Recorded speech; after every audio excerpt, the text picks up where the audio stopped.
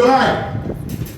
Par exemple, pour qu'Israël soit capable de bombarder les sites nucléaires iraniens, il a fallu d'abord enlever la défense aérienne sur l'Iran. C'est-à-dire, ils se sont d'abord assurés qu'ils détruisent la capacité de l'Iran de se défendre. Donc d'une certaine manière, symboliquement, ils ont détruit les murailles tout autour de l'Iran.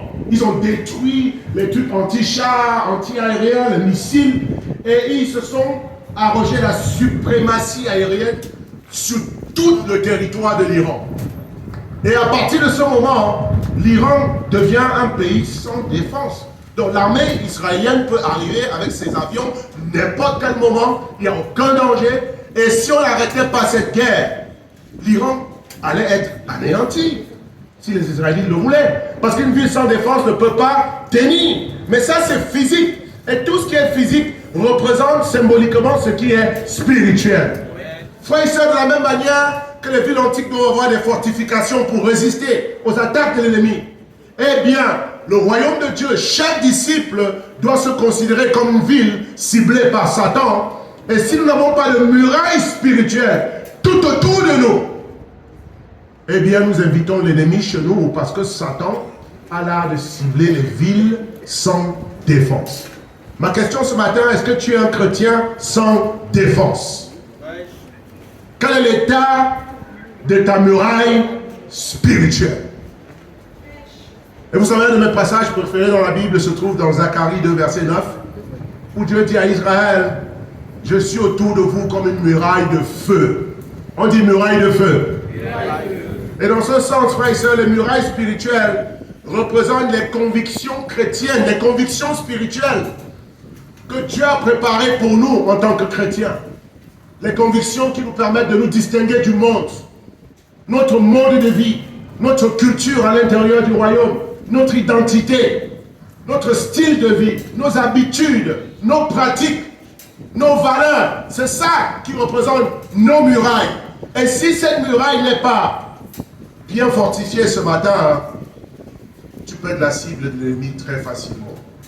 Donc frères et sœurs, ce matin, le Seigneur nous appelle à rebâtir les murailles de notre foi, à rebâtir les murailles de nos convictions, à réinstaller les habitudes spirituelles qui permettent à nos murs de rester solides spirituellement.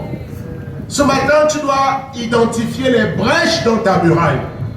Parce qu'avec le temps, si tu n'entretiens pas tes murs, Satan va lézarder ton mur, va faire des trous et des brèches dans ton mur. Et le mur peut être fort, mais s'il y a des trous et des brèches partout, l'ennemi peut s'infiltrer pendant que tu dors. On dit Amen.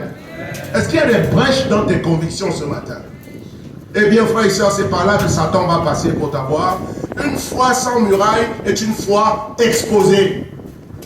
Une vie chrétienne sans conviction solide est une vie chrétienne exposée. Elle ne va pas durer. Voilà pourquoi beaucoup rentrent et sortent rapidement. Parce que le plus important n'est pas d'être baptisé.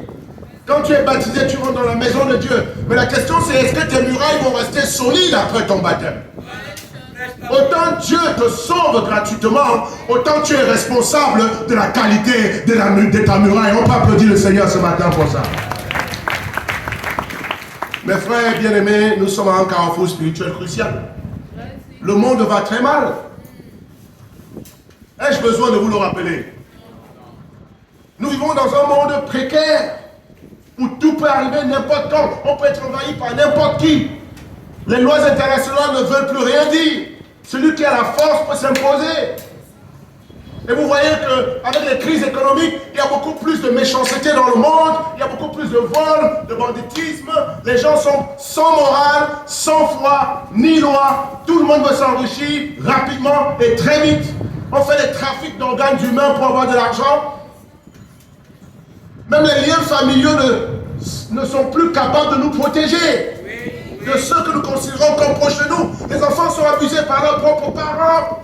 On entend des histoires qui étaient des légendes il y a autrefois, quand nous on grandissait. Comment est-ce que dans ta propre maison, comment un père peut abuser de sa propre fille? Comment un oncle peut coucher avec sa propre nièce? Aujourd'hui, il n'y a plus de limites. Nous vivons dans un monde où il n'y a plus de murailles.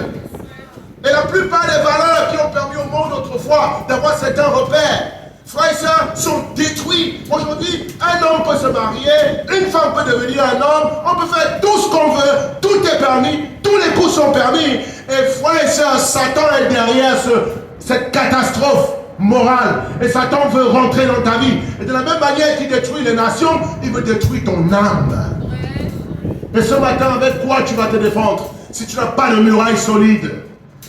Frère et sœurs, même les fondations de la foi chrétienne sont ébranlées aujourd'hui. Je reviens du Maroc, on n'est pas bienvenu si on est chrétien. Et la plupart des pays islamiques, quand ils font des conquêtes, ils ferment toutes les portes. On n'est pas libre de pratiquer notre foi chez eux. Mais ils sont libres de pratiquer leur foi chez nous. Donc ils gagnent du terrain. Et ceux qui ont des convictions terribles, ceux qui sont fanatiques de l'islamisme radical, sont prêts à trancher des gorges pour maintenir leur position. Mais aujourd'hui, on parle des chrétiens comme des gens faibles, sans conviction, qui ont plus de valeur du monde dans leur vie que les valeurs de leur propre royaume. Et c'est une honte pour le royaume de Dieu. Il est l'heure de faire l'état des lieux, frères et sœurs, de notre foi. Faisons-nous semblant d'être chrétiens ou sommes-nous vraiment chrétiens? Comment peut-on faire la différence entre un chrétien et un autre chrétien si ce n'est pas par les valeurs qui te tiennent à cœur, si ce n'est pas par les convictions que tu pratiques tous les jours? Oui, on peut faire la différence entre un animiste et un chrétien par le fait que l'animiste va adorer la pierre, va adorer l'eau, va adorer une idole. On peut faire la différence entre un musulman et un chrétien parce que le musulman prie 5 fois par jour, il va à la Mecque, il est capable de défendre sa foi, même au péril de sa vie. Mais qu'est-ce que les chrétiens font aujourd'hui pour défendre leur foi? Eh bien, vous voyez que l'état de muraille est précaire. Parce qu'aujourd'hui, devenir chrétien, c'est nominal, c'est une écharpe qu'on porte au cou, mais avec un cœur qui est dans le monde. Et le monde est à l'assaut du royaume. Le monde pousse les murailles du royaume. Le monde est cet ennemi qui essaie de nous envahir, frères et sœurs. Et si on ne fait pas attention, très bientôt, on sera des anciens chrétiens assis sur des bancs ici d'église.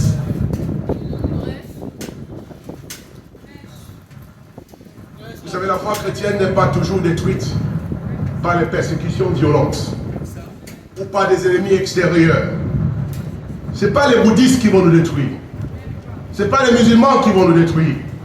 Mais souvent, c'est ta propre indifférence qui est plus efficace à détruire ta foi que les attaques extérieures, l'assoupissement spirituel, les distractions mondaines, le glissement progressif des priorités du cœur.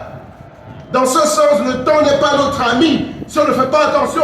Parce qu'avec le temps, petit à petit, tu t'enlises dans la routine. Et petit à petit, tu t'ennuies spirituellement. Et avant que tu te rendes compte, tu commences à réembrasser ce que tu as vomi hier. Quel est l'état de ta muraille? Quelle est ta capacité à te défendre ce matin quand Satan t'attaque? Frères et sœurs, nous voyons parfois impuissants des disciples, autrefois fervents, des disciples remplis de zèle, céder au relâchement spirituel. Céder à la compromission. Des convictions jadis ébranlables deviennent optionnelles. Prier devient optionnel, lire la Bible devient optionnel, venir à l'église devient optionnel, on vient à l'église quand on se sent bien, mais on ne vient plus à l'église par conviction. La vie de prière devient une formalité avec le temps, les assemblées deviennent occasionnelles, l'appel de Jésus à faire les disciples est relégué au second plan, remplacé par quoi? La quête du confort. Je me sens fatigué, donc je n'y vais pas. Si tu ne vas pas bâtir ta muraille, personne ne va le faire à ta place, frère et sœur. Et le résultat de cette nonchalance qui s'installe, c'est quoi? Des brèches invisibles dans ta muraille au fur et à mesure que le temps passe. Le feu de la mission petit à petit s'éteint. L'amour de la vérité s'affadit. Petit à petit, on commence à compromettre la vérité. La honte s'installe là où autrefois brillait la gloire de l'engagement total.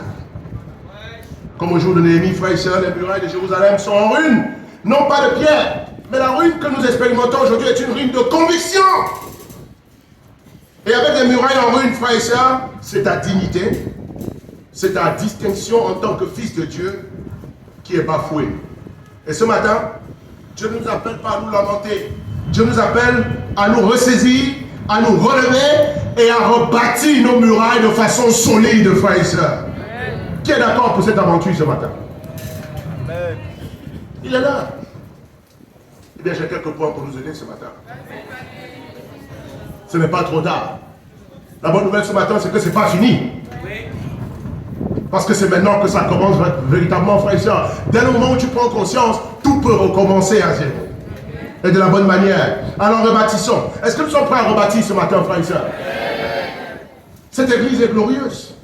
Regardez ce que Dieu a fait. Combien de murailles Dieu a bâti avec nous ces 5 dernières années. Par la grâce de Dieu, non seulement on a baptisé tellement de disciples à Abidjan, mais on a envoyé des missions sur des frontières étrangères. Nous avons commencé l'église, on a bâti des murailles à Bujumbura, et une église vibrante à Bujumbura, au Burundi aujourd'hui. Amen, frères et sœurs. Nous avons bâti les murailles à Yaoundé, il y a l'église à Yaoundé, même attaqué, l'église de Yaoundé tient debout. Nous avons bâti l'église à Casablanca, à Antananarivo, à Cotonou, à Lomé, et c'est en train d'avancer à Lubumbashi, partout. Ça prend de l'ampleur. Mais frères et sœurs, la croissance n'est pas toujours synonyme de sécurité. Parce que l'église peut croître sans que toi tu le croisses. On peut faire partie d'une église qui grandit sans grandir soi-même. Parce que ta sécurité n'est pas garantie par la foi commune de l'église. Quand Satan n'attaque pas l'église. Satan attaque des disciples. Il y avait un groupe de 12 apôtres quand Judas est tombé. Tous les apôtres ne sont pas tombés. Parce que Satan attaque des individus. Et ce matin, je suis en train de t'annoncer que tu es sous attaque. Tu es ciblé.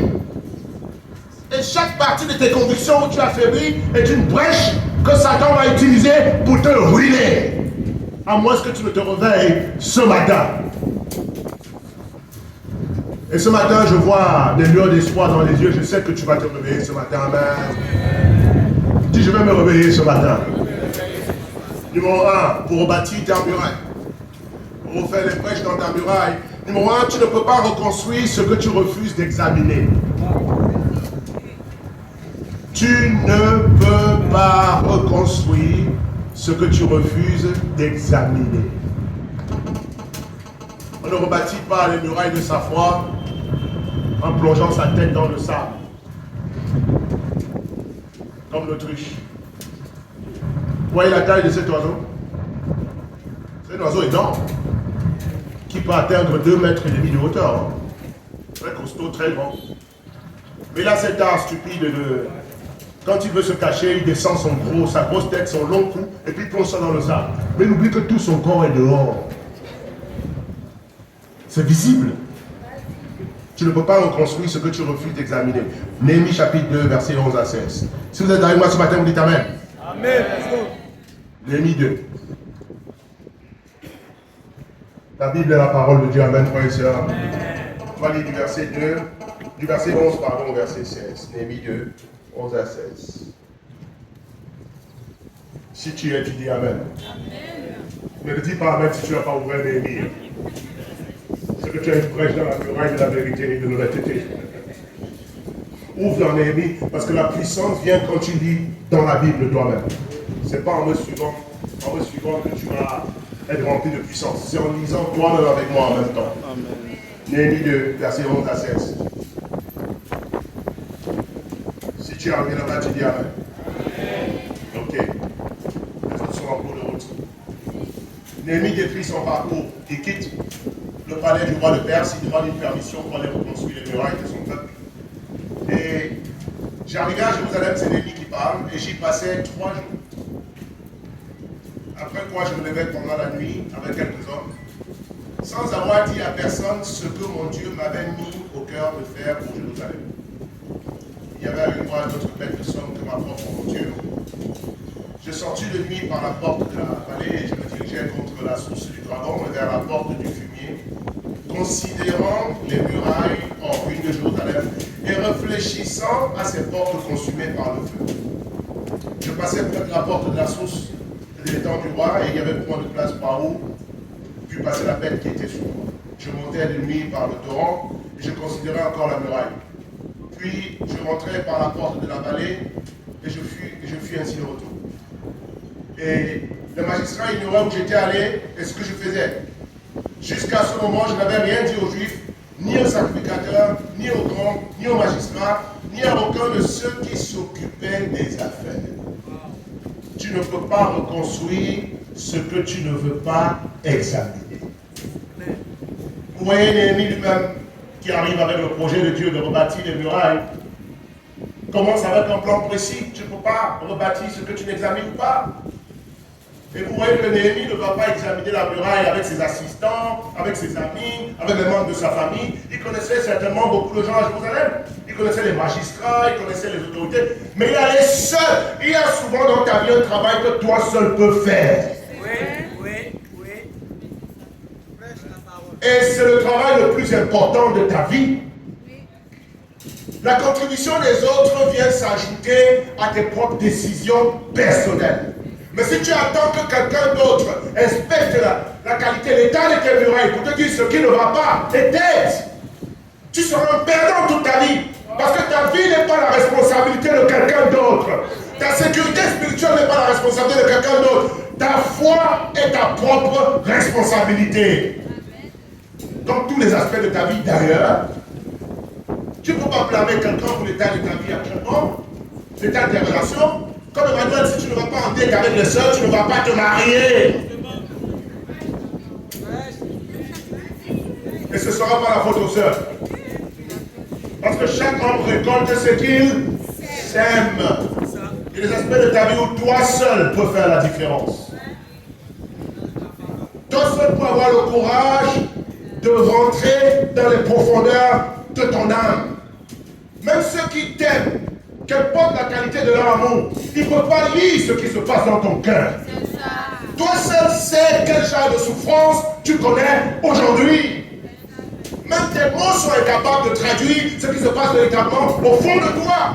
Tu connais ta vie mieux que quiconque. Donc n'attends pas les actes de charité pour t'aider. Même quand tu vas chez le médecin, malgré son expertise, ne peut rien faire si tu ne lui dis pas la vérité. On va applaudir le Seigneur sur cette vérité ce matin. Donc arrête d'être une ombre, un fantôme qui déambule, qui plaint les autres pour les choses que toi seul tu peux inspecter. Comment va la muraille de ta pureté? C'est pas quelqu'un d'autre qui dit ça, c'est toi qui sais dans quel état tu es. C'est toi qui sais qu'est-ce que tu fais avec ton téléphone à 23 h quand tout le monde va se coucher. C'est toi qui sais avec qui tu converses, avec qui tu dialogues. Faut essayer, le langage intérieur est plus fort que le langage extérieur. Et tel un homme pense à l'intérieur, tel il devient à l'extérieur. Ne fuis pas la guerre intérieure, parce que si tu le fais, tu auras perdu la guerre extérieure. Est-ce que je parle à mes disciples ce matin? Tu ne peux pas reconstruire ce que tu ne veux pas examiner. Comment tu vas? Ça va bien? Tu es sûr que ça va bien? Comment peut-on mentir sur l'état de sa propre muraille? Ça va t'amener où? Même les gens qui veulent t'aider te demandent comment ça va, tu dis ça va bien. Mais Satan aussi t'a entendu. Mais Satan connaît la vérité mieux que ceux à qui tu parles. Il sait que ça ne va pas. Et ce matin, être bien habillé ne veut pas dire qu'on va bien.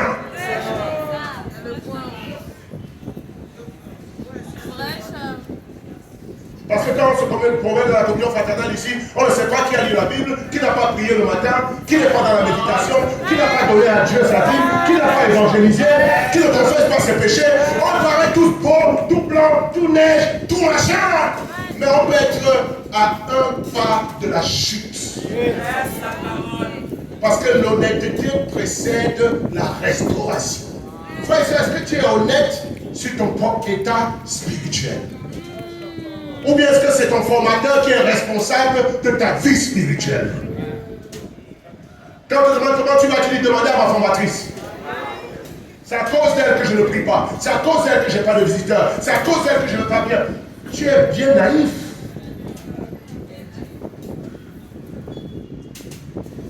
La Bible dit que Néhémie est arrivé à Jérusalem et il a passé 3 jours dans le silence. Parce que tu ne peux pas reconstruire un mur dont tu ne connais pas l'état des dégâts. Et ce matin, chacun de nous a un chantier à reconstruire. J'appelle toute l'église et toute l'Afrique francophone doit entendre ce message. C'est le moment que chaque disciple en Afrique francophone regarde l'état de sa propre muraille. C'est le moment. Prends le temps d'inspecter ton cœur, d'inspecter ta foi. d'inspecter l'état de ton amour pour Jésus. Est-ce que tu aimes toujours Jésus comme avant? Est-ce que la pierre de l'amour de Jésus sur ta muraille est encore là? Ou bien est-ce que tu sers Jésus maintenant par habitude et par routine? Quel est l'état de ta vie de prière réellement? Maintenant tu pries par formalité. Maintenant il n'y a plus de grand cri là. Maintenant il n'y a plus de moment spécial entre Dieu et toi. Si tu as relégué Dieu au second plan, pourquoi veux-tu qu'il te mette au premier plan? Qui va prier pour toi? Oh, c'est formidable quand les disciples demandent aux autres. Priez pour moi et d'ailleurs c'est recommandé. Mais il y a des frères et sœurs qui demandent plus de prière pour eux-mêmes qu'ils ne prient pour eux-mêmes. Comment peux-tu déléguer la qualité de ta relation avec Dieu à quelqu'un d'autre? Frère et sœur, prier pour moi ça ne va pas. Prier pour moi ça ne va pas. On peut tous prier pour toi.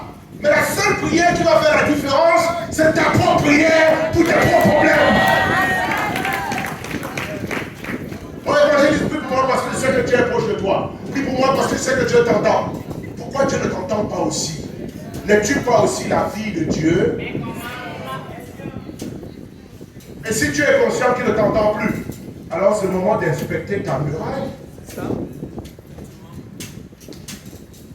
Pour réparer ce qui est cassé.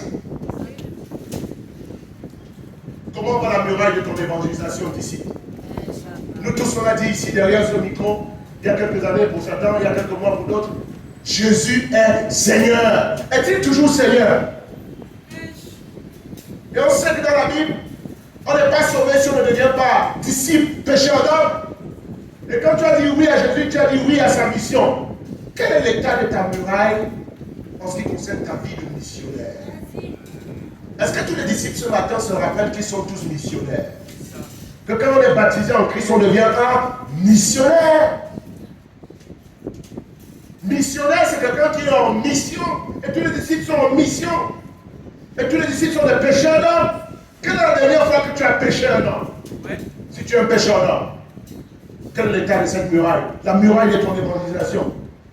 Dans ta discussion biblique, dans ta région, dans l'église. Frère et sœur, comment vas-tu? Es-tu toujours un missionnaire ou es-tu devenu religieux? C'est le temps d'examiner ton cœur. Comment vont tes temps de formation? Est-ce que la muraille de ton temps de formation est brisée? Est-ce que maintenant tu agis comme un catholique, comme un baptiste, quelqu'un qui ne rend pas compte, qui vit ta vie en l'air et qui s'étonne d'avoir beaucoup de problèmes spirituels? Là, il n'y a plus de conseil de Dieu, la rue est proche. Frères et sœurs, comment ça va ce matin? Actes chapitre 2, versets 42 à 47. Vous savez, la vie chrétienne, c'est un ensemble de convictions à pratiquer au quotidien. On dit Amen. Il n'y a pas de vie chrétienne s'il n'y a pas les œuvres de Christ à pratiquer. Si tu vis de la vie chrétienne, des œuvres de la vie chrétienne devient une apparence sans profondeur. Acte 2. Quand on devient chrétien, c'est pour vivre la vie chrétienne. Dis, je veux vivre la vie chrétienne. Autrement, pourquoi tu t'appelles chrétien si tu ne veux pas vivre la vie chrétienne? Aidez-moi à résoudre ce dilemme ce matin. Si l'église petit à petit se remplit progressivement des gens qui s'appellent chrétiens mais qui ne veulent pas vivre la vie chrétienne. Vous ne voyez pas le problème là? Il y a une hypocrisie terrible là. Je suis chrétien mais je ne veux pas évangéliser. Je suis chrétien mais je ne veux pas prier. Je suis chrétien, je ne veux pas lire la Bible. Je suis chrétien mais je n'aime pas la formation. Ça c'est l'antithèse du christianisme.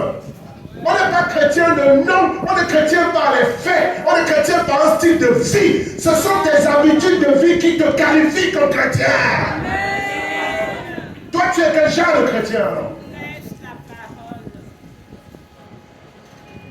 Je suis marié à une femme alors que tu es adultère avec 1000 femmes.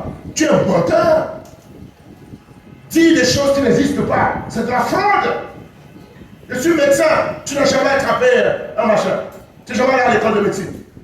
Le monde est fait d'apparence, des gens qui se mentent. Les hommes mariés font comme s'ils ne sont pas mariés. Ceux qui sont mariés ne sont pas mariés font comme s'ils sont mariés. Tout est à l'envers. Au point où porter une barbe, ça ne veut plus rien dire. Avant, quand tu avais une barbe, ça effrayait les gens. Vous Vous n'avez pas rendu compte que les temps ont changé? Avant, quand un homme t'approchait, tu faisais comme ça. Oh, excusez-moi, vous êtes marié. On respectait encore le caractère sacré du mariage. Aujourd'hui, on vit dans un monde sans foi ni loi. Justement, c'est parce que tu es marié qu'on te cherche. Et même aujourd'hui, les femmes te disent ça, tu es marié, et puis ça fait quoi à qui? On se fiche de toutes ces valeurs aujourd'hui. Aujourd'hui, on vit dans un monde d'apparence et de fausseté. Au point où tu ne sais plus à quel sein te vouer. On avait la peine aujourd'hui à se faire de véritables amis. Parce que les gens disent oui aujourd'hui pour dire non. Non pour dire oui. On manque partout. Satan est devenu le maître de ce monde. Et il va rentrer aussi dans l'église pour que les chrétiens deviennent des menteurs. Ils s'appellent disciples de Jésus, mais ils ne pratiquent aucune œuvre de Jésus.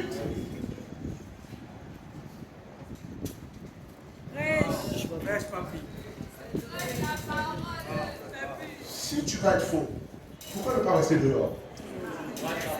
Pourquoi perdre des deux côtés en même temps? Parce que chez tes amis du monde, on dit il est chrétien. Chez les chrétiens, on dit, on dirait il est mondain. Là-bas, pourquoi on dit tu es chrétien? Ici, on dit tu es mondain. Question, tu es qui? Tu es chrétien ou mondain? Ceux qui disent là-bas que tu es mondain, c'est en fonction de comment ils te voient vivre. D'abord, pourquoi on dit tu es chrétien? Parce que tu viens à l'église, tu attrapes une Bible. Parce que pour le monde, c'est suffisant pour être qualifié de chrétien. Mais quand tu arrives ici, tu ne pries pas, tu ne lis pas la Bible, tu n'as pas le visiteur, tu n'as pas baptisé quelqu'un depuis 1 an. Et tes centres d'intérêt selon le monde. Nous, on dit tu es mondain. Donc tu es assurable. Tu n'es ni accepté par le monde, ni accepté par le royaume de Dieu. Tu es quel genre de personne? Vis au moins pour quelque chose qui te définit. Si tu es païen, sois un vrai païen et revendique Dieu. Mais ne fais pas semblant d'être un faux chrétien. Parce que si tu es un faux, quand on te lit la vérité qu'est la Bible, ça ne te fait plus rien, puisque tu es faux.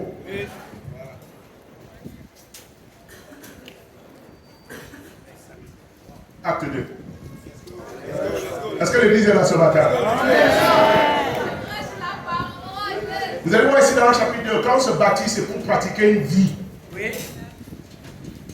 Et ton baptême devient nul si tu arrêtes de pratiquer cette vie.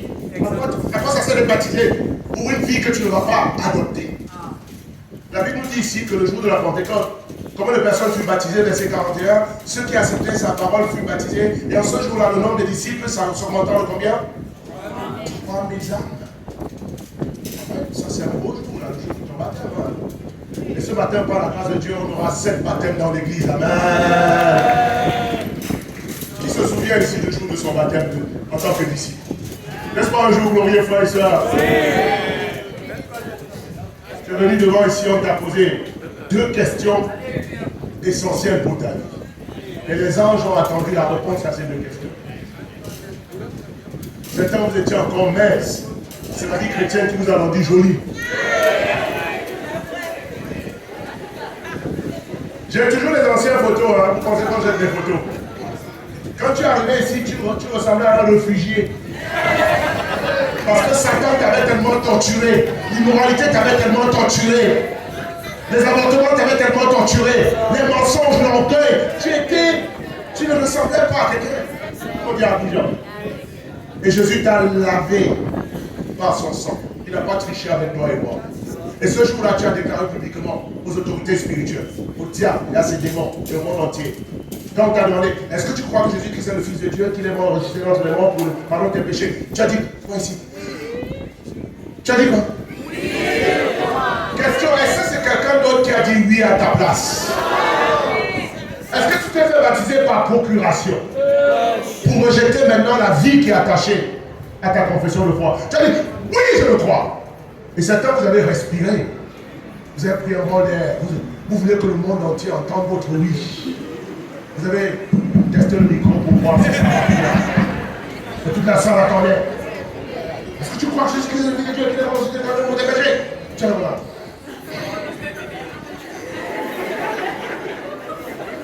Oui! Certains, votre oui a duré 30 secondes. Parce que vous vous vouliez que l'enfer l'entende. Et quelle est ta bonne confession de foi? C'est que vous avez dit, Jésus-Christ est mon Seigneur et mon Sauveur.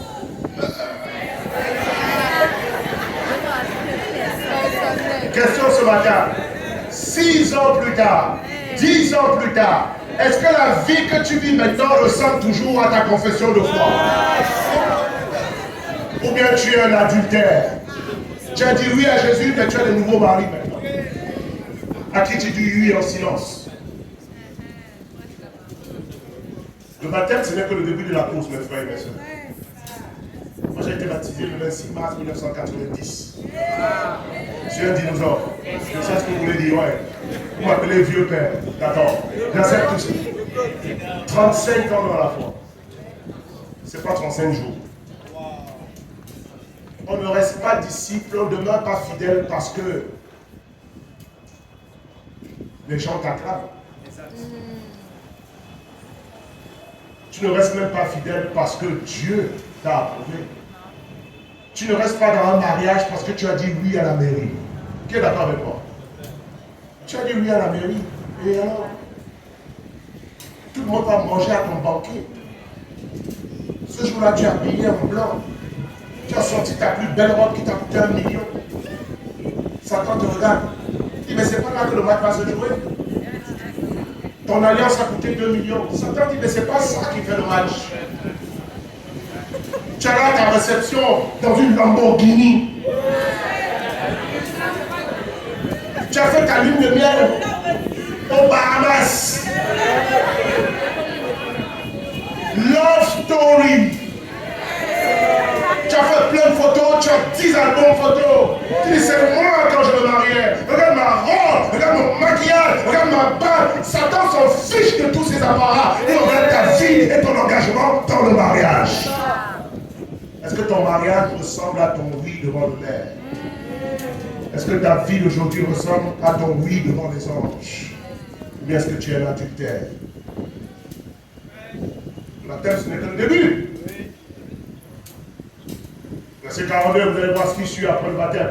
Il y a une vie qui vient après le baptême. Il persévérait, souligne le mot persévérer. On ne persévère pas pour dire oui, on ne persévère pas pour se faire baptiser, on ne persévère pas pour porter le robe de mariage. C'est après, ce à quoi tu t'es engagé là. On va voir si tu vas persévérer dedans. Si tu es un homme ou une femme authentique, qui a le respect de la parole donnée. Persévérer dans l'enseignement des apôtres, il persévérait dans la communion fraternelle. Soulignez bien, chaque acte décrit ici constitue le contenu de ce qu'on appelle la vie chrétienne, la vie du disciple, la vie de celui qui aime Jésus. S'il n'y a plus ces choses dans ta vie, ou si ces choses sont ébranlées, ta muraille est en train de tomber, ta muraille est en décrépitude.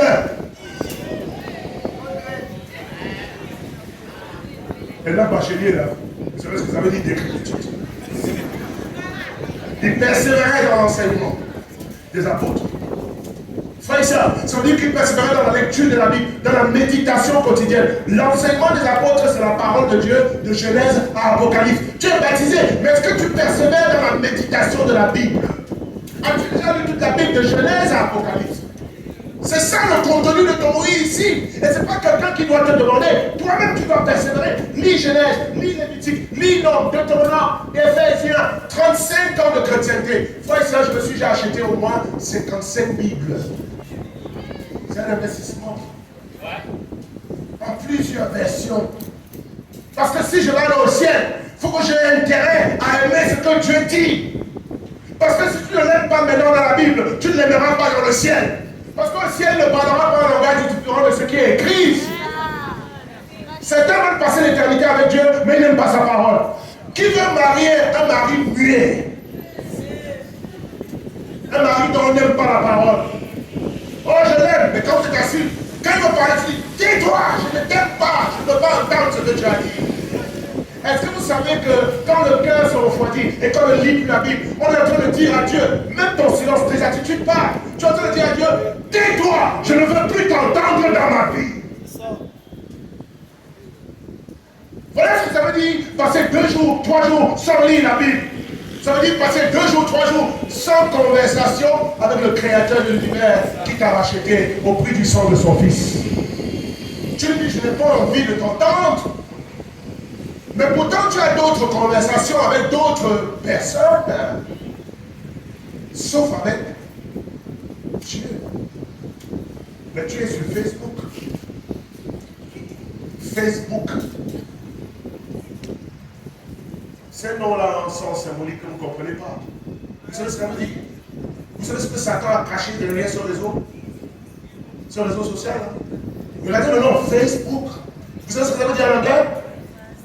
Ton visage dans le livre. Facebook. Ta face dans le book. La question c'est, ta face est dans quel book? Parce que Satan te filme tous les jours pendant que ta face est dans le book. Et puis à la fin, on va faire le décor. Parce que celui avec qui tu passes le plus de temps révélera celui que tu aimes le plus. Or, tous les jours ici, certains d'entre nous se réveillent avec notre téléphone. Oui, ça c'est vrai. On dort avec ça. On dort avec ça. Et on regarde tout ce qui s'affiche.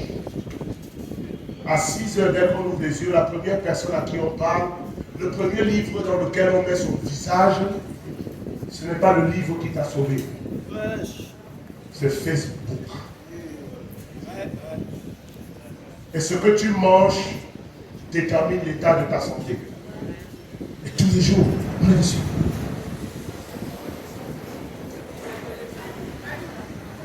En Chine, il y a un cochon qui a accouché d'un chien. Au Pakistan, il y a un cochon qui a 4 têtes. Oh, voici quelqu'un qui a mis ses nouvelles chaussures. Et puis tout le monde se sent obligé de mettre sa vie dans le livre. Mais dans quel livre? Est-ce que ta vie est dans le vrai livre ou ta vie est dans le faux livre? Tous les actes de ta vie sont répertoriés. Certains n'a même pas besoin de vous rencontrer, de s'asseoir avec vous. On prend votre page Facebook, on connaît toute votre vie. Où vous avez fait vos ongles, quand, ce que vous avez mangé même. Vous aimez tellement ce livre-là que vous ne pouvez pas passer 5 minutes sans aller sur Facebook. Et puis qu'à côté de ça, Facebook a donné naissance à TikTok. Vous savez ce que le mot TikTok veut dire? Exactement ce que ça veut dire. Ta tête est TikTok. Tu es toqué. Qu'est-ce que tu veux faire dans le TikTok? TikTok. Maintenant, TikTok. TikTok. Et puis ça t'amène où il veut aller. Et derrière ces réseaux, il y a la force du diable. Les femmes nues, les hommes dénudés, des trucs.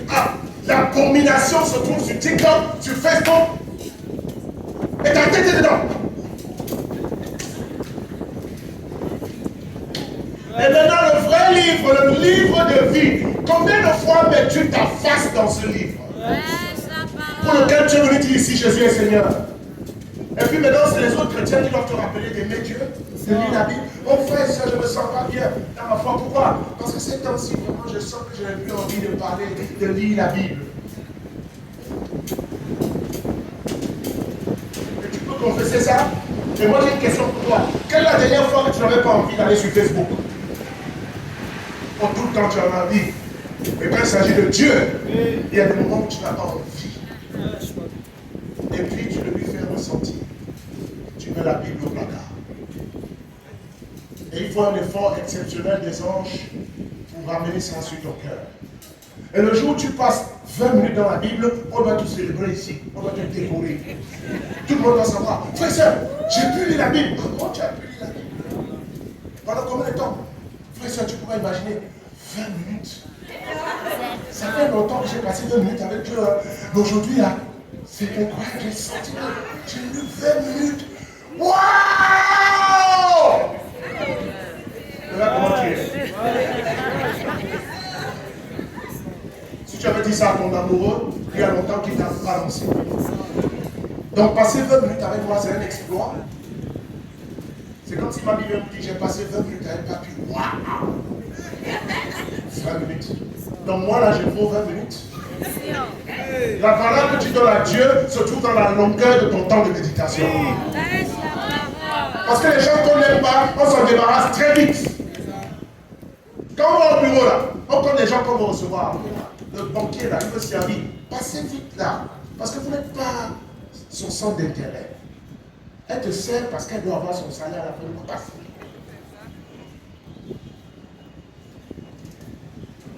Et c'est comme ça que beaucoup de disciples traitent Dieu maintenant. Je ne veux pas tomber dans la foi, je vais lire un peu pour être en règle avec la loi.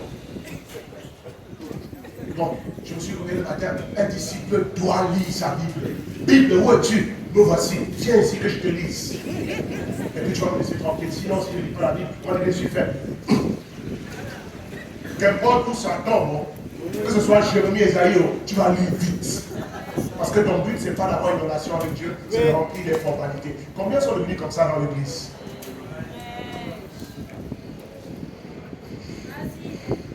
Achaz, roi de Juda. Aujourd'hui, je vais méditer sur 2 Rois 16.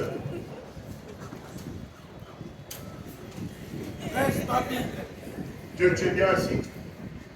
Je n'ai pas beaucoup de temps là. Parce que toi, tu prends beaucoup de ton temps, tu veux la louange, tu veux qu'on chante. Moi, je n'ai pas le temps de chanter. Je vais aller droit au but, parce que je ne veux pas être coupable de manquer de lecture biblique. Tu es prêt, oui?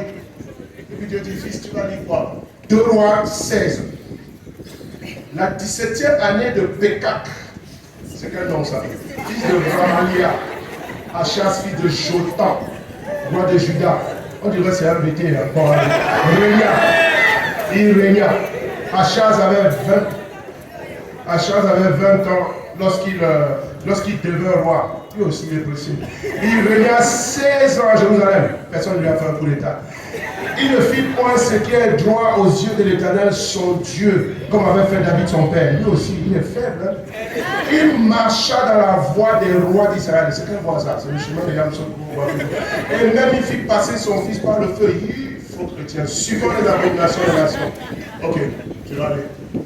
Qu'est-ce que tu as appelé aujourd'hui? Achaz a marché avec Dieu. Il a brûlé son fils. En quoi est-ce que ça change David? Oh, je vais voir.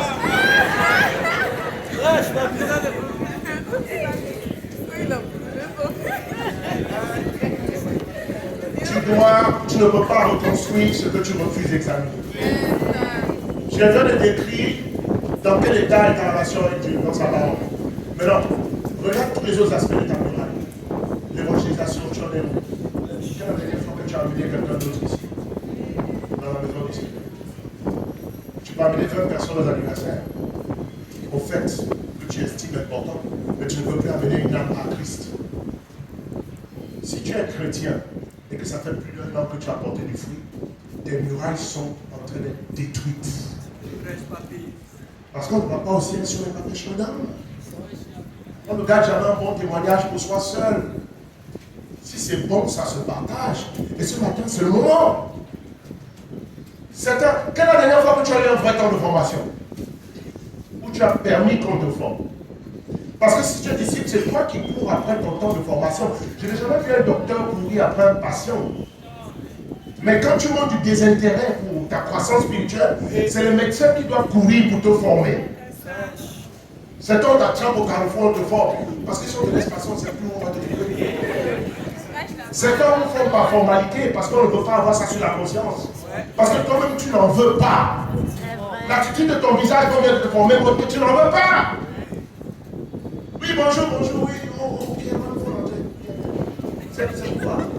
C'est pour le temps de formation, non? Assieds-toi. Tu bois de l'eau. Ouais, il faut boire de l'eau là. Faisons ça rapidement, on va en finir. Comment va ta semaine? Bien. Est-ce que ta vie de prière marche? Comme pour tout le monde. Est-ce que tu as quelque chose à confesser? On dirait, est-ce qu'il y a quelqu'un qui ne confesse pas quelque chose? Et puis tu mets la formation, la formatrice mal à l'aise. Pour qu'elle batte.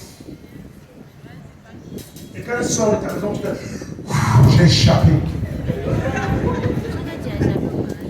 Quelle est ton attitude vis-à-vis de la formation? Quel est l'état de ta muraille vis-à-vis de la formation? Qui connaît vraiment ce qui se passe dans ton cœur? C'est dans votre groupe, vous avez plus d'amis non chrétiens que d'amis disciples.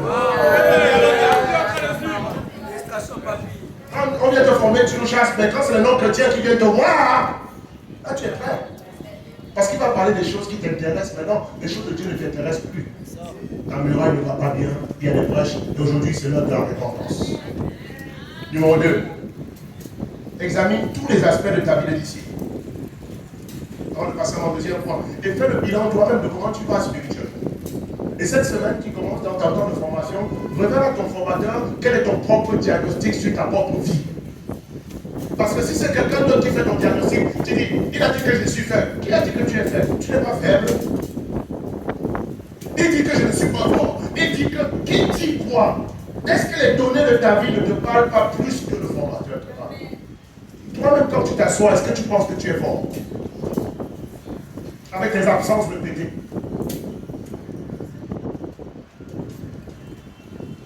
Cette semaine, chaque disciple fait le diagnostic de l'état de sa muraille spirituelle. Et c'est de ça qu'on discute dans chaque top formation de cette semaine. Et si cet exercice te fait peur, c'est que tu es très loin. Depuis quand se soigner te fait peur? À moins que tu aies un cancer. Et même quand on a un cancer, la médecine est la solution pour la plupart des cancers. La question c'est, veux-tu être guéri? Personne ne peut vouloir ta guérison plus que toi-même. Si on est d'accord, on lève la main. Parce que, je vous assure, si tu ne veux plus vivre, on a beau faire appel à tous les spécialistes de la terre. Si toi-même dans ton cœur, tu refuses de vivre, tu vas mourir malgré tous les médicaments. Qui est d'accord avec ça? Parce qu'en fin de compte, ce n'est pas ce que nous voulons, c'est ce que toi tu veux pour ta vie. Et tu ne peux pas te battre pour ce qui n'est plus important pour toi. Donc fais-nous constater ton acte de décès spirituel. Arrête de nous envoyer dans les morgues spirituelles où on sait que tu ne vas pas te réveiller. Prends ta vie en main. Et c'est cette semaine.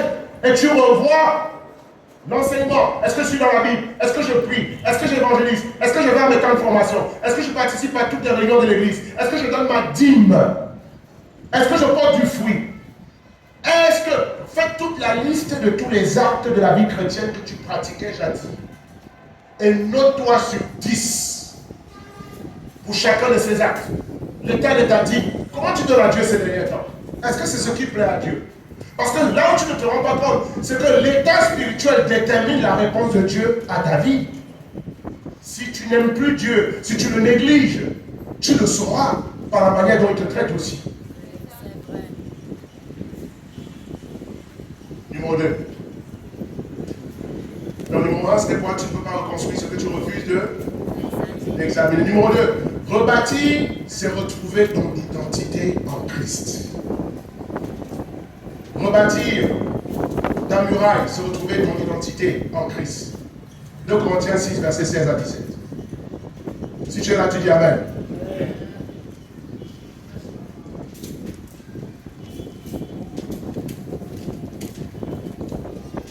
On ne déteste pas le messager ici, Amen, frères et sœurs. Parce que ça vient seulement de la Bible et Dieu est en train de faire notre état des lieux ce matin. Et nous allons tous nous repentir là où ça ne va pas. 2 Corinthiens 6, versets 16 à 17.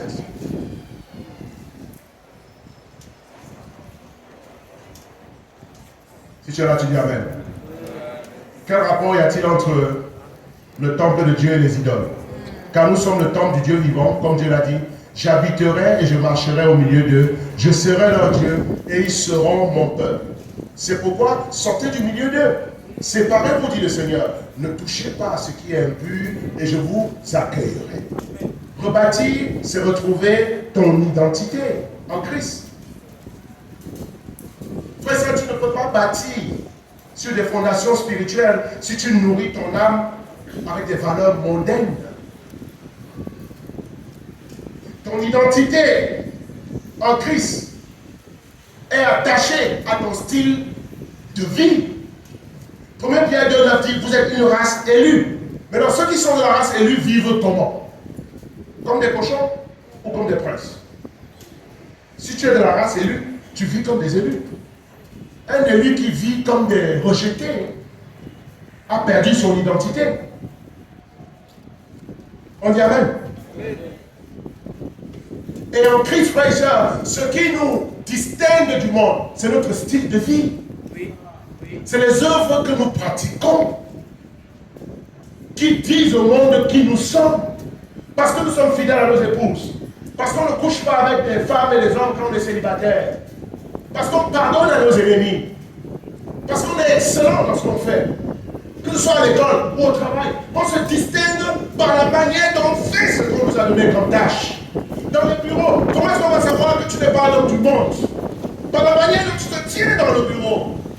Et même les non-chrétiens ont l'air de remarquer cette aura qui brille sur toi. Parce que ta manière d'être et de faire est différente de celle des autres. Et là, ça te distingue comme enfant de Dieu élu à qui on peut confier beaucoup de choses.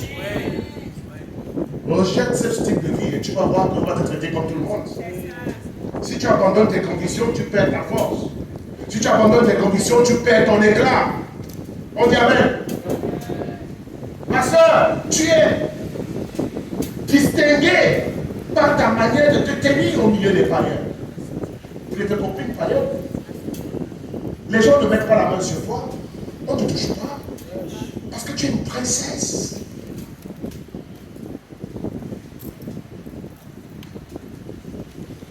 Si tu perds tes œuvres, tu perds ton identité. Ephésiens 2, verset 10. On va y aller rapidement, on va finir. Car nous sommes son ouvrage. Regardez comment notre identité est liée à nos habitudes de vie, à notre style de vie. Il dit, nous sommes son ouvrage. L'ouvrage de qui? L'ouvrage de Dieu. On dit que c'est Dieu qui nous a bâtis. On dit Amen. Ayant été créé en Jésus-Christ, pourquoi? Ayant été créé en Jésus-Christ est l'équivalent de l'expression ayant été créé en Jésus-Christ, c'est ayant été baptisé en Christ. Parce que c'est quand on est baptisé en Christ qu'on est né de nouveau, on dit Amen. Donc, nous sommes son ouvrage, ayant été créé en Jésus-Christ pour de bonnes œuvres. Dis pour de bonnes œuvres. Ça veut dire que Dieu t'a sauvé pour de bonnes œuvres. Et ce sont ces bonnes œuvres-là qui révèlent au monde que tu es sauvé. On dit Amen. On n'est pas sauvé par les bonnes œuvres, mais les bonnes œuvres sont la preuve que nous sommes sauvés. On peut applaudir le Seigneur pour cette nuance. Parce qu'on a été sauvés pour des bonnes œuvres que Dieu lui-même, regardez combien c'est spécial, a préparé d'avance afin que nous les pratiquions. Vous voyez que ce sont tous des verbes d'action. On n'est pas sauvé pour s'asseoir, on n'est pas sauvé pour dormir, on n'est pas sauvé pour ne pas lire, pour ne pas prier, pour ne pas évangéliser, pour ne pas faire les actes pour lesquels on est sauvé. Depuis quand on enrôle quelqu'un dans une armée pour ne pas lui donner un fusil? Comment peux-tu dire que tu es un soldat si tu ne sais pas manipuler une arme? On t'a jamais vu toucher à une arme. Tu es médecin, tu poses la blouse blanche, on t'a jamais vu faire une vraie prescription. Tu es footballeur, mais tu ne sais même pas qu'on joue le football, le ballon avec le pied.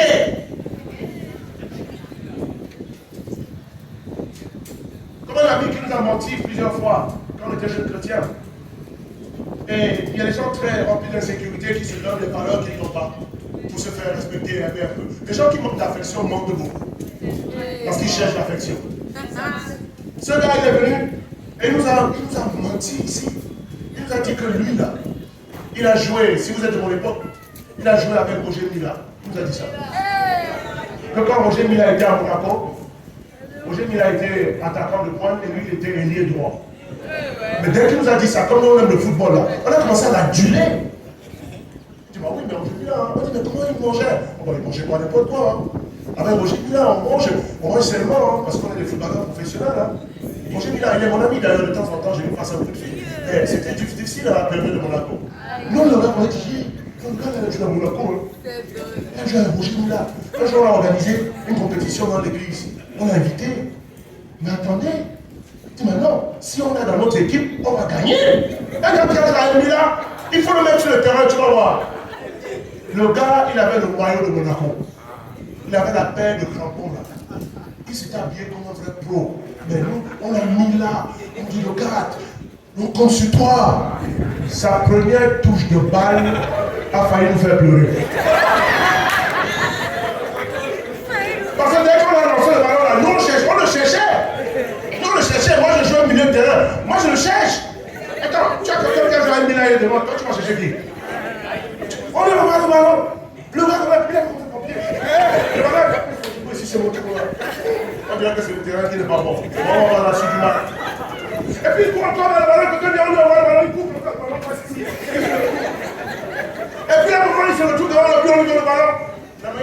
tiré, tout le monde a dit, on va le remplacer. Parce que le malheur est venu comme ça. Le gars, il a fait ce qu'on appelle ici choquer. Il a tiré ça, vous allez connaître par tête.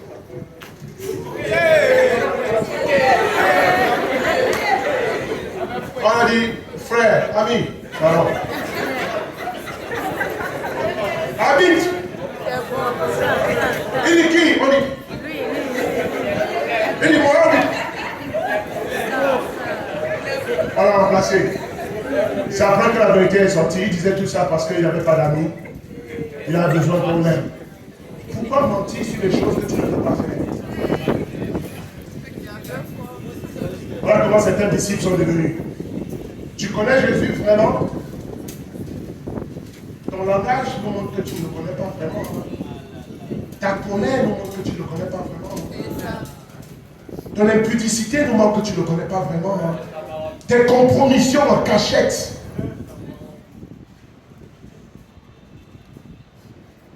Car nous avons été créés en Jésus pour des bonnes œuvres que Dieu a préparées d'avance. Donc aujourd'hui, frères et sœurs, rétablissons les règles. On est disciples parce qu'on pratique des bonnes œuvres. On dit Amen. L'évangélisation, la prière, la méditation de la Bible, on aime les pauvres, on va à un temps de formation, on ne rate pas les réunions de l'église. Amen, frères et sœurs. On donne à Dieu, on vient au culte le dimanche avec d'autres amis. Et le dimanche, c'est le commandement de ta semaine pour montrer si tu as été un frère ouvrier de Christ dans la semaine, avec qui tu viens au culte le dimanche. Parce que tu as des gens que tu amènes à Christ. Voilà le mapping des bonnes œuvres que nous devons pratiquer matin, midi, soir. C'est ça qui fait notre identité. On t'appelle disciple parce que tu évangélises. On t'appelle disciple parce que tu vas au culte.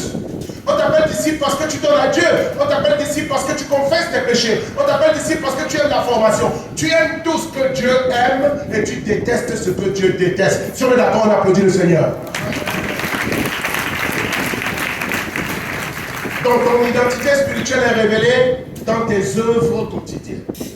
Plus les œuvres du Christ se raréfient dans ta journée, plus cela consacre ton éloignement de ton premier sermon. Est-ce que le temps qui passe t'éloigne de plus en plus des œuvres chrétiennes que je viens de citer? Ou bien est-ce que le temps qui passe te rend meilleur dans la pratique de ces œuvres chrétiennes? Si c'est la première option qui est vraie, c'est que le temps qui passe ne joue pas en ta faveur, ta muraille est en train de se lézarder petit à petit. Et moins il y a d'œuvres spirituelles dans ta vie, moins il y a d'évangélisation, moins il y a de lecture publique, moins il y a de prière, moins il y a de confession, moins il y a d'assistance à l'église, plus tu es en train de quitter ton mariage avec Jésus, même si tu es assis sur les bancs de l'église. Dans ce sens, tu es en train de perdre ton identité. C'est là que vient ta confusion spirituelle. C'est pour ça que quand tu regardes, tu n'as plus la même joie que tu avais quand tu pratiquais les œuvres qui révélaient au monde qui tu es. Oui. Parce qu'à force de ne plus faire les œuvres pour lesquelles tu es né, maintenant tu es confus.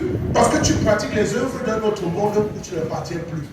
Et dans ce sens, on dit que tu as un problème d'identité. Quand tu es avec les païens, tu es coupable. Tu es plus avec eux. Mais pourquoi tu te sens coupable? Parce que tu sais qu'un disciple ne doit pas s'asseoir avec les païens pour s'enivrer. Et eux, ils se lèvent de là, ils sont joyeux, ils chantent. Toi, tu fais ça avec eux, après avoir été baptisé, tu te sens mal. Eux, ils rentrent chez eux. Toi, tu rentres chez toi comme ça. Eux, ils disent des gros mots, des paroles grossières. Tu t'associes à eux, tu dis la même chose. Ton cœur fait comme ça. Et tu rentres à la maison comme ça. Et plus tu baisses la tête, plus tu perds ton identité, plus la confusion s'installe. Le doute. Et à un moment, tu vas te demander qu'est-ce que tu fais parmi nous. Tu as raison. Parce que les nouvelles œuvres de ta vie ne ressemblent plus à l'endroit où tu es assis. Nous sommes ce que nous faisons chaque jour. Dis, nous sommes ce que nous faisons chaque jour.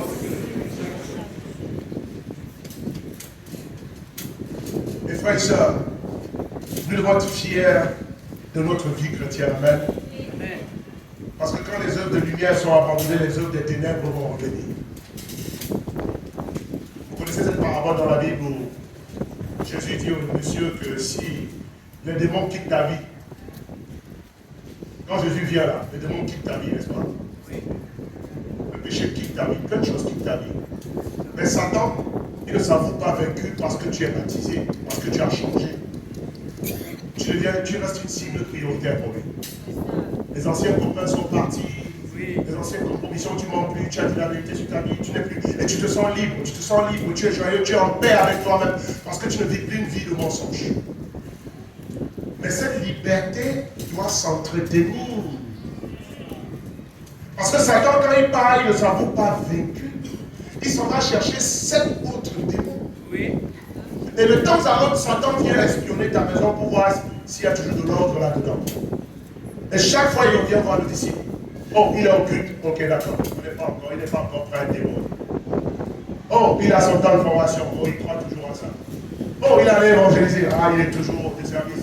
Démon, tu ne peux rien faire. Tant qu'il pratique ces œuvres-là, son identité est scellée en Christ. Et nous ne pouvons pas vaincre Jésus tant qu'il vit comme Jésus. On dit Amen. Il donne. Dieu est toujours la priorité dans son programme. On ne peut pas l'avoir. Mais un autre jour, Satan passe. Le jour du culte, dimanche matin, il est là. Tu es assis devant la télévision. Satan dit, pause. Démon, pause, j'ai attrapé un ici. Qu'est-ce qu'il fait ici à la maison alors qu'il doit être occulte son identité? Le démon dit, attends, on va prendre le film Moussa. Rendez-vous dimanche prochain. Ils vont repasser par là. Satan, bonne nouvelle, il est encore là. C'est l'heure du culte, oui. Il est où? C'est mercredi soir. Il est assis, il est dans le bas de PSG, Chelsea. Satan prend l'autre 2 fois. Satan dit, Satan est comme un médecin qui va faire son diagnostic. On dirait sa fièvre spirituelle monte un peu là. On va vérifier les autres paramètres. Donc là, il commence à rater le culte. Donc, on n'est plus la compagnie des frères et sœurs en Christ. Ça, c'est bon. Et après, regardez la vidéo là. Après ça, le dimanche matin, là, il est allé où? Il a retrouvé ses anciens amis. Ils sont où? Au maquis. Ils font quoi? Satan, toi aussi, ils boivent? Non. Est-ce que lui, il boit? C'est pas si les autres boivent, parce que les autres m'appartiennent déjà. Mais le nouvel élément qu'on veut reprendre, est-ce qu'il a bu aussi le koutoukou? Oui, patron, il a bu. Bravo. Vérifiez d'autres paramètres. Est-ce qu'il a là son temps de formation? Non, patron. Parfait. Il était où? Il allait voir son ancienne copine. Cochez la tâche. Cochez la tâche. Et toi, démon Belzébul, qui est en charge de lui, il a dit quoi à son ancienne copine? Peut-être qu'il allait l'évangéliser. On ne sait jamais. Il a dit quoi? C'est pas évangéliser, il a dit. On a le film, voici ça. C'est ce qu'il a dit. Pardonne-moi de t'avoir dit il y a 2 ans que je rompais avec toi. C'était une erreur de parcours. Satan, il a dit ça, oui. Donc sa vie est vide, oui. Donc c'est un faux disciple, oui. N'avez-vous pas remarqué que quand quelqu'un comme ça tombe dans la foi, en général, sa vie devient pire qu'avant. Il pratique même les choses qu'il ne pratiquait pas avant d'être baptisé. Vous ne vous demandez pas d'où ça vient ça? Parce que Jésus dit, quand tu vides ta vie des œuvres chrétiennes, quand évangéliser n'est plus ta passion, lire la Bible n'est plus ta passion, quand les œuvres de ton identité ne sont plus ta passion, quand tu ne trouves plus le joie à être au culte, à chanter, à être zélé, à aimer les frères et sœurs, à étudier la Bible jusqu'à 21h, 22h, ta vie devient vide. Mais la nature a horreur du vide. Il faut que l'on remplace ce que tu as perdu par d'autres choses. Et toi, on remarque quand tu tombes, tu ne restes pas assis à la maison. C'est à l'église qu'on ne te voit pas, mais on commence à te voir ailleurs où on ne te voyait plus aussi. Voilà. Et puis quand tu le tombes, mais toi-même tu te demandes, moi-même quand j'étais non chrétien avant mon baptême, ça là je ne pouvais pas faire. Mais maintenant là tu es devenu champion de ça. Jusqu'à même homosexualité tu vas faire. Bestialité tu vas faire. Parce que quand Satan te rattrape une deuxième fois, est-ce que vous savez comment ça se passe? Si vous pensez que je suis en train d'essayer de vous faire peur, vous avez raison. Parce que quand la Bible dit Jésus t'a sauvé, on sauve d'un péril, on sauve du feu. Quelqu'un t'a perdu quand tu t'es baptisé. Et c'est le diable, il est rempli de fureur. Et il te cherche. Et chaque jour il t'inspecte.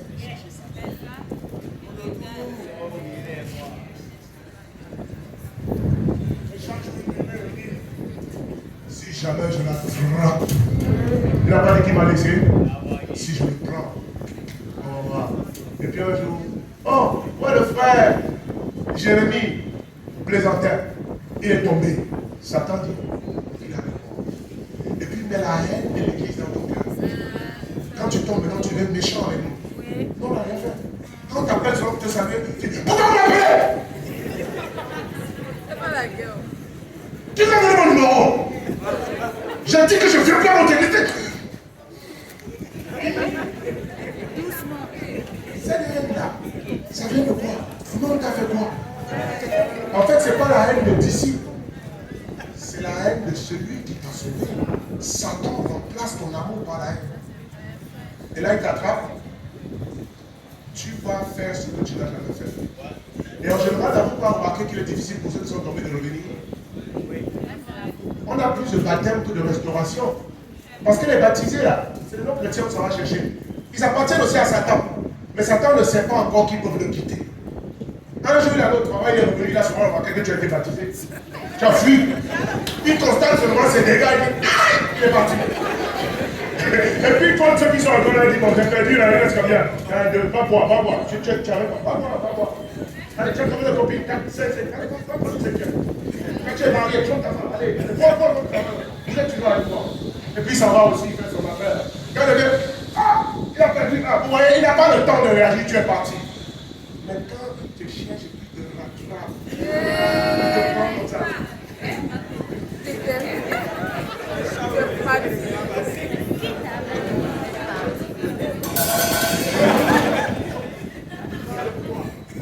Tu vas devenir son tapou.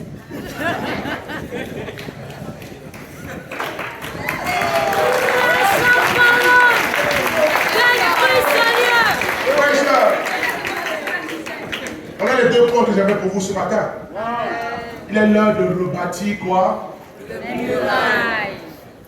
Qui prend le défi ce matin? Est-ce qu'on peut le bâtir ce qu'on n'examine pas? Non. Est-ce qu'on peut le bâtir ce qu'on n'a pas diagnostiqué? Non. Est-ce qu'on peut le bâtir ce sur quoi on n'est pas honnête? Non. La vérité est un atout sur le chemin de la guérison. Parce que frère et sœur, nous tous on a déjà pris des coups de Satan. Oui. Ce matin, être le plus spirituel ne veut pas dire que tu n'as pas pris un coup. Mais est-ce que tu es capable d'admettre que tu as pris un coup? Parce que nous sommes tous ici des pécheurs rachetés. Et quand tu dis je ne peux pas confesser ce que j'ai fait, tu es en train de dire à Satan, tue-moi en même temps. Parce que si tu as fait un faux pas et que tu restes là-bas, tu es condamné à mort. Mais le sang de Jésus est encore prêt pour te laver de toutes tes confessions cette semaine. On dit amen, frères et sœurs.